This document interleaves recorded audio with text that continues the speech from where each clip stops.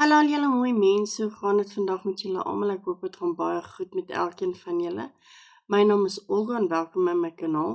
Vandag is dit die 25ste Februarie en ons gaan aangaan met Sarah Young se Jesus luister se daaglikse gewyde.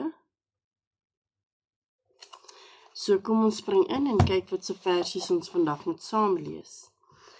Die eerste een is Matteus 1 vers 23. Matteus 1 vers 23.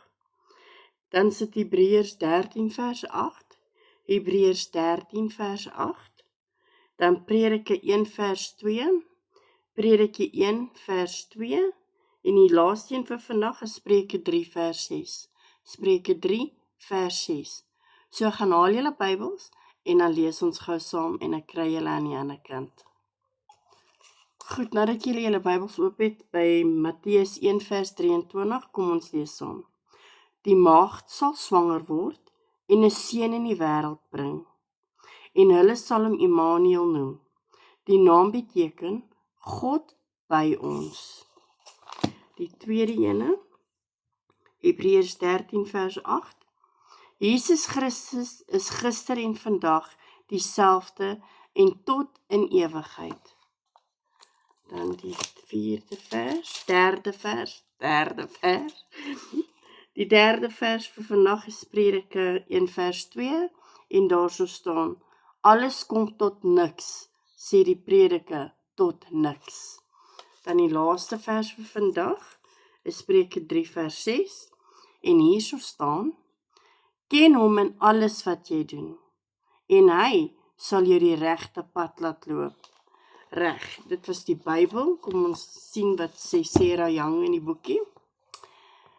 My verlosser God, help my om waarlik in U te rus, om die bekommernisse van die wêreld te vergeet. Mag U lewende teenwoordigheid my in vrede toevou terwyl ek konsentreer op U, Immanuel.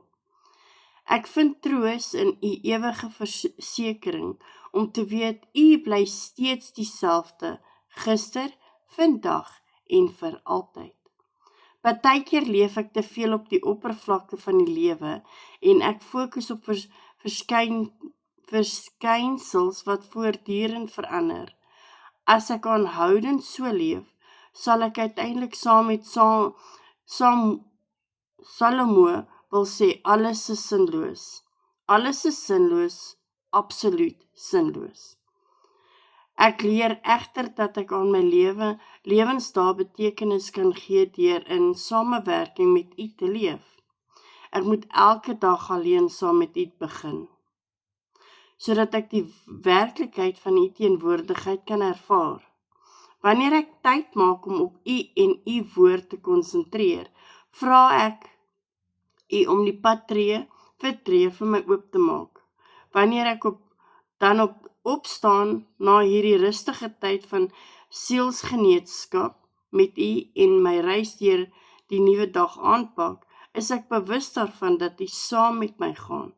Ek hou U hand vas en doelbewus afhanklikheid van U en U maak die pad voor my gelyk. Dankie Jesus. In U sterk betroubare naam Jesus. Amen. Baie dankie weer eens dat julle hier was vandag om saam met my die Bybel te lees. Ek waardeer elkeen van julle.